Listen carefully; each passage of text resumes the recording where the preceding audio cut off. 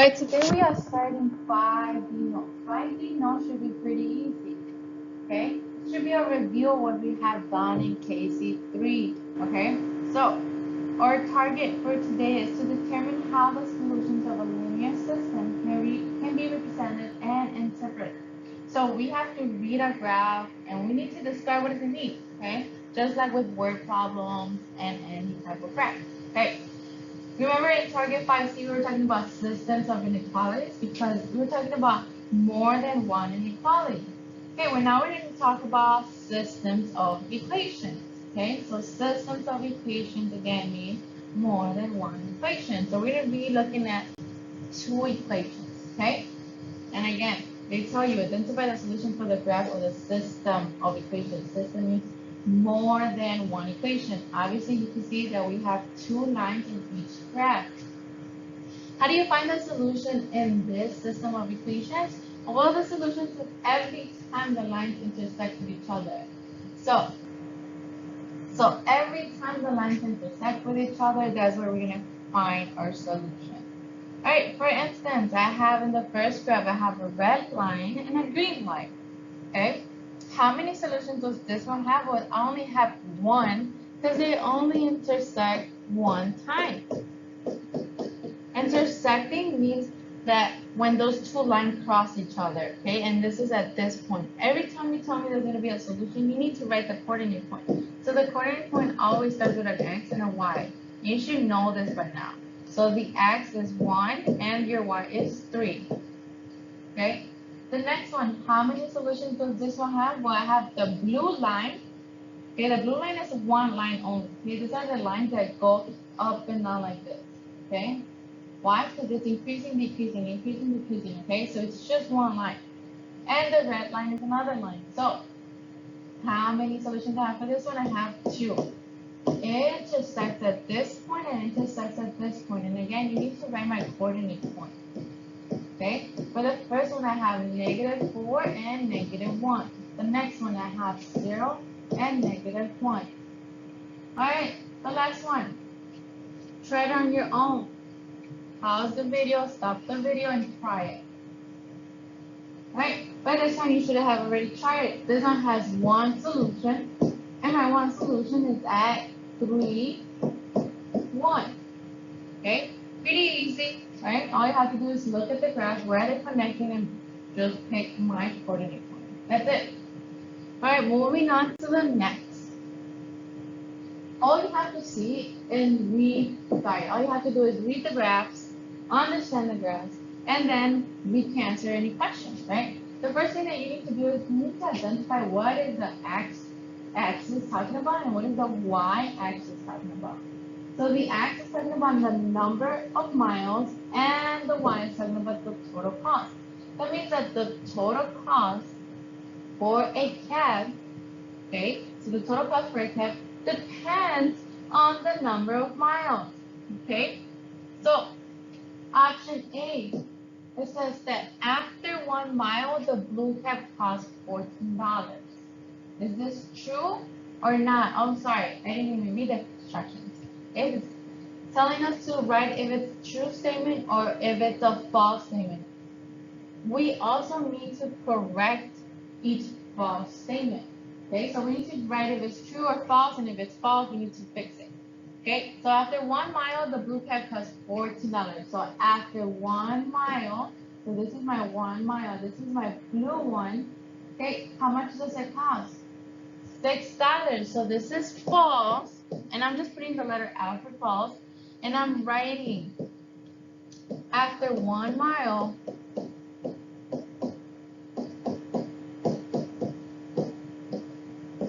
the blue cab costs $6, not 14. Alright, next.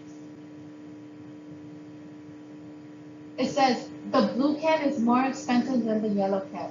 Okay, this one's tricky, and you know why?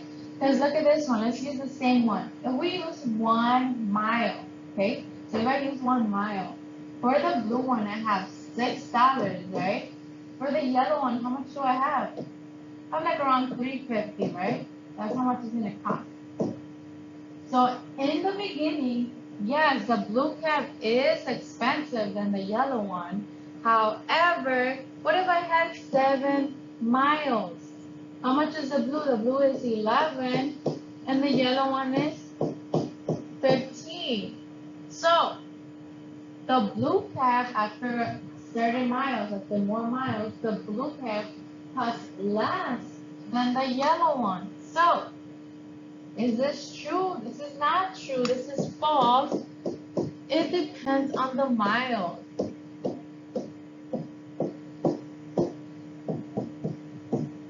Okay? So, yes, at the beginning it was expensive, but over time, the blue one is going to be cheaper. So, it's false because it depends on the miles. What about letter C? The yellow cap is more expensive than the blue cap. Again, let's look at the one that we just looked.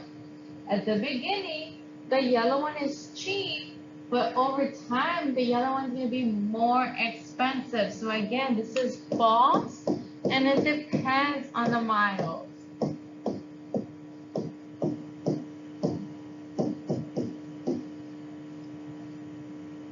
Okay, so at the beginning it's cheap, but at the end, it gets expensive. So the yellow cap is not expensive. It all depends on the miles. Okay. Next, after 3 miles, so after 3 miles, this is 3, the yellow cap costs less than the blue cap. And you should see that this is their intersection point. The intersection means a solution. The solution means where they both lines meet at the same time. So, after 3 miles, the yellow cap costs less than the blue cap is false. They are the same.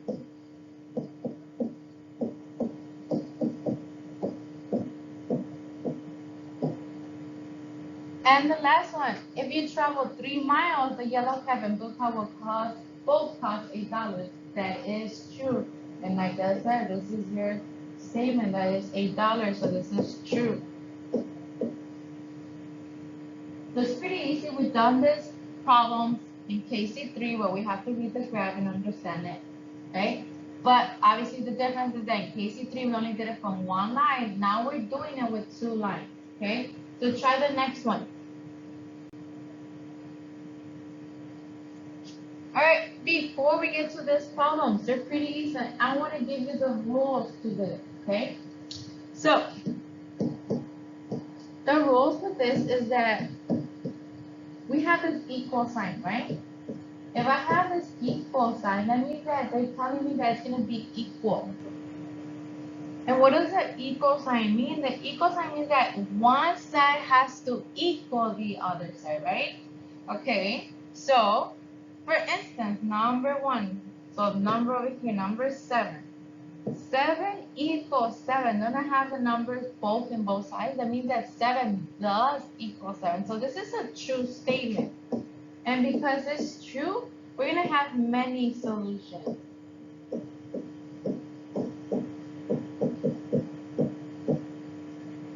Okay? What about the next one? The 7 equals 0. Do we have the same numbers on both sides? Nope. 7 does not equal 0, so this is false.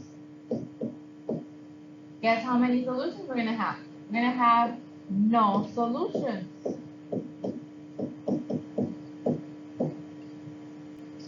So when it's true, it's many. When it's false, it's no solution.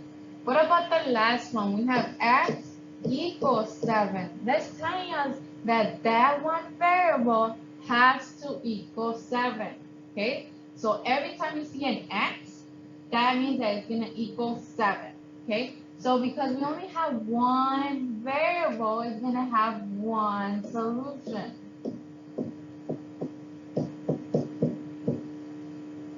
Okay?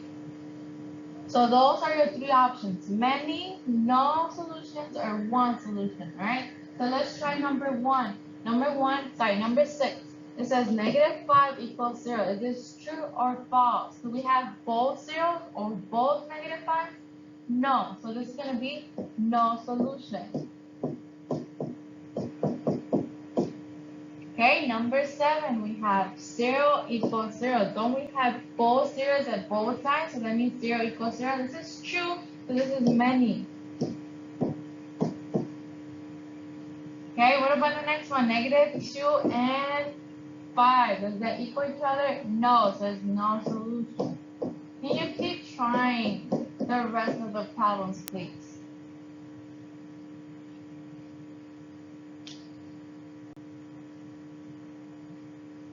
Alright, so the first notes were easy, right? Okay, now we're going to do the same thing with the second notes, okay? We have to describe what's happening, okay? And we did this in KC3. We've done this before. However, again, we only did it for one equation. Now we're doing it for two, okay? We're talking about systems of equations, so we're doing two. All right. The first thing that you need to do is that you need to label your x and y. You need to figure out what will be your x and y. And why do I have to do this? Well, because I told you at the end, the solution is this coordinate point. And coordinate points always go x and y. Okay? That means I need to label my x and y within my problem. Okay? I need to figure it out. Okay? So let's read it. It says you want to decide a cell phone plan. Below is information for two different plans to help you decide which one to use. So this is the first plan, and this is the second plan. The first one is going to charge you 95 to start up. Okay, so just by starting your cell phone plan, we're going to charge you 95, and we're going to charge you 15 cents per text message.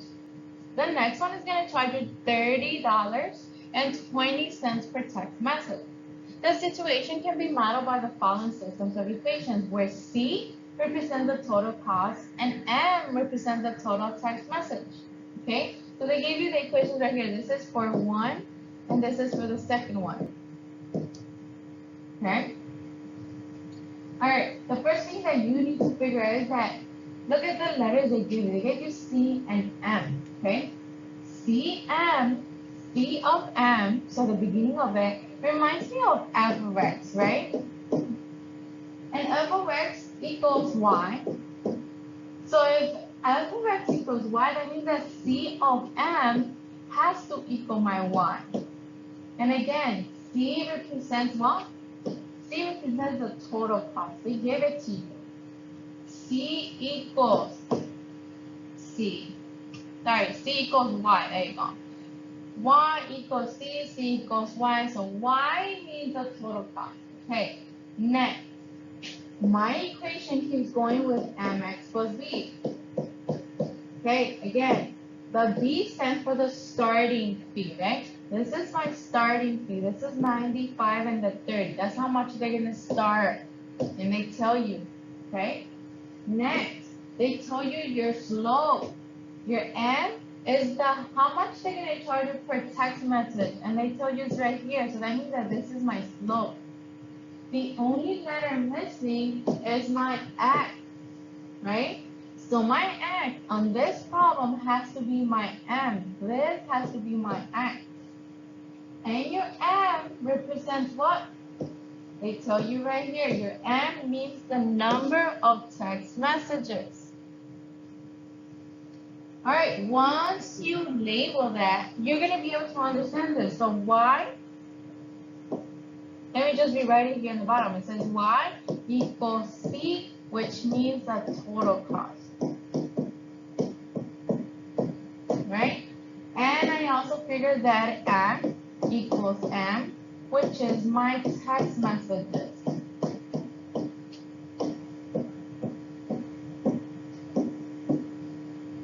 Hey, all I have to do is write what is this point, the point, the solution they gave you, representing context of the situation. And again, we're talking about two lines.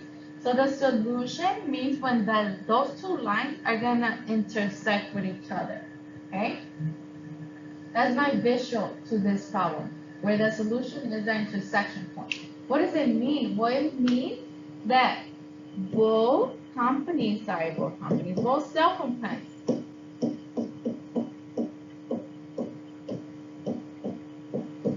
will cost, and again, will cost, we're talking about the total cost, so we're talking about y. which of the points that they give you is y. We should know that it's 290. So that's going to be your cost. So both cell phone plans will cost 290 after, oops, after how many text messages? X means text messages, so there you go, after 1,300 text messages.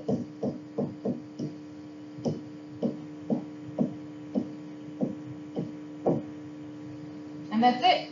That's all I have to do. I label my X and my Y. I wrote what does it mean, and because they told us what does this point represent, I better see my numbers. I better see my 290 and my 1,300.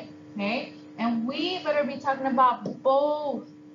Okay, because we're talking about two equations, not just one.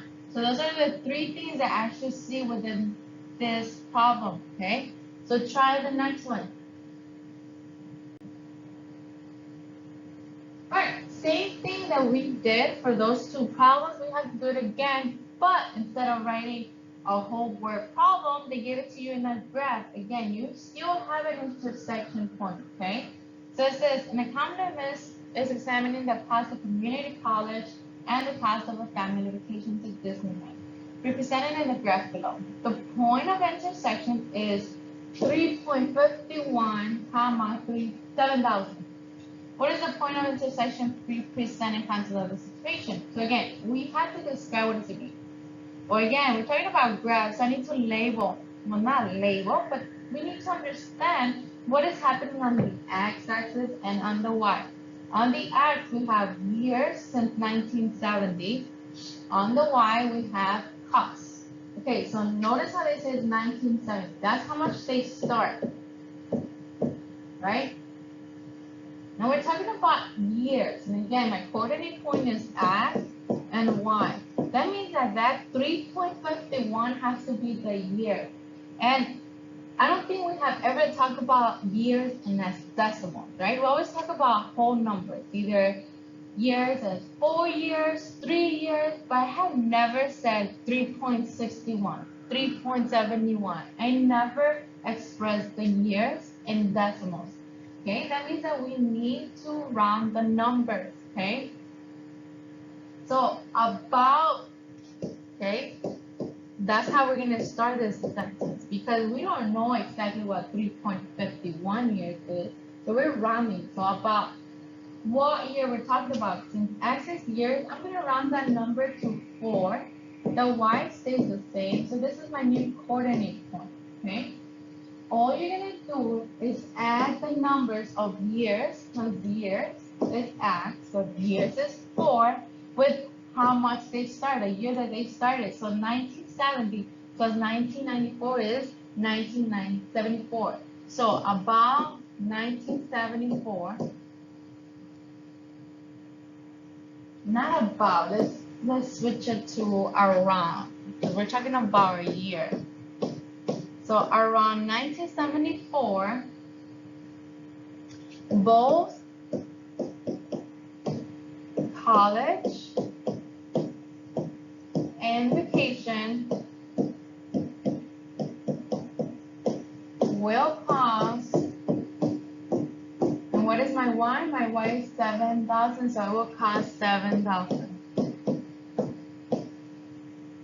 Okay, and again, we are representing a coordinate point. We're talking about point of intersection, so I should see my lines, my two numbers that they give me in my coordinate point. Those are the two things I'm looking for, okay? Just remember that they always have to round my number if it's gonna be a decimal. And then you're gonna have to add it, okay, to the year that they start with, okay?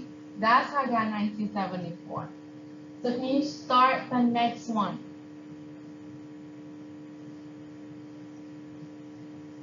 All right, and after this, we are done with our notes. So please make sure if you still do not understand it, please come see me.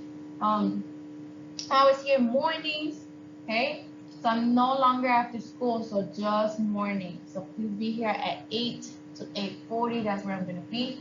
And if you understand this, great, because this was a review from KC3, so we should not have any problem.